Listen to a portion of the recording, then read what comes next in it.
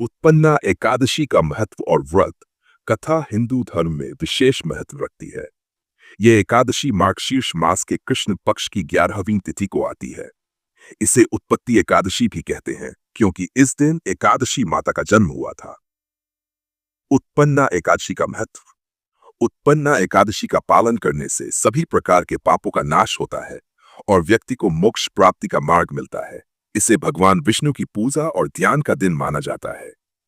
जो लोग नियमित रूप से इस व्रत का पालन करते हैं उन्हें पुण्य, शांति और समृद्धि प्राप्त होती है। उत्पन्ना एकादशी व्रत विधि और व्रत का संकल्प। प्रातःकाल स्नान करके भगवान विष्णु का ध्यान करें और व्रत का संकल्प लें। पूजा। भगवान विष्णु को पीले वस्त्र पहनाएं, तुलसी पत्र, दीप, धूप और फल अर्पित करें। भजन कीर्तन। पूरे दिन भजन कीर्तन करें और भगवान की कथाएं सुने। शाह उपवास। इस दिन अन्न ग्रहण नहीं किया जाता। फलाहार या केवल जल ग्रहण किया सकता है।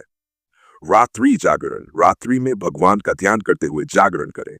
द्वादशी पर व्रत का पारण अर्लतपूर्ण। अगले दिन द्वादशी को ब्राह्मणों को भोजन करवाने के बाद व्रत का पारण करें। पौराणिक कथा के अनुसार एक बार मूर नामक असुर ने देवताओं को परेशान कर रखा था।